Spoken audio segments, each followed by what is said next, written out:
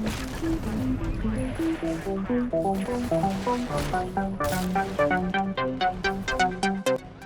guys, today I'm going to be doing a summary/review for the game Prototype 2. Just a bit of background info about the game before we start on the nitty-gritty. The game itself is set in New York during the middle of what they are calling the second MRSA virus outbreak, which, as you may or may not recall, is the same virus from Prototype 1. Prototype 2 follows the whole Evil Shadow Organization storyline, where Blackwatch has basically taken over New York and is pretty much running the show.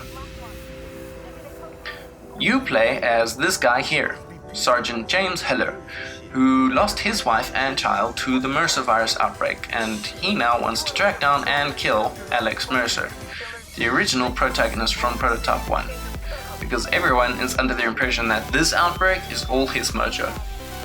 So he signs up for a suicide mission, smart right, into what they are calling the Red Zone, the area around where the outbreak began and where it's at its worst.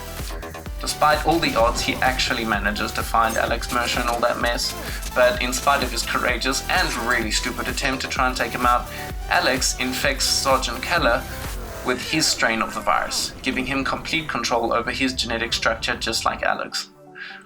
Thus, the game starts with you being recaptured by Blackwatch and being experimented on for a bit. Standard stuff for evil people. You break out and begin your quest to uncover the truth behind the Shadow Organization, full of assholes known as Blackwatch. The game is set in an open world map, so there's no loading screens, thank the Pope, unless you're going into hives or buildings, which isn't often. It's got a noticeable Grand Theft Auto vibe to it with the whole run around the world and pick up side missions thing. The only difference being that you don't hijack people, because you can fly. Well, glide, but In the early game, fighting is a little bit slow until you start unlocking your abilities like claws. Then things get real interesting and you turn into a frenzied human blender. You then progress through the storyline, shapeshifting and sashimiing your way to the end goal, unlocking a bunch of other cool abilities as well. The unlock system works around completing quests, be they side quests or main ones. Most of the missions you will have to unlock to complete by collecting intel, so either by hacking computers or eating people and picking their brains. Nice, right? The missions are also grouped together in sets, which will unlock as you go through them and reward you with upgrades based on the mission set.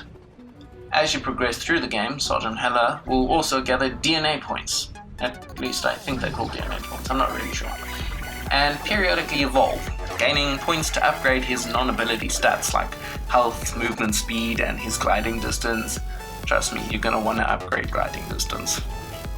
I personally really like this game, but I'm still trying to figure out if it's because I study biochemistry and it appeals to me, or because the game is actually awesome.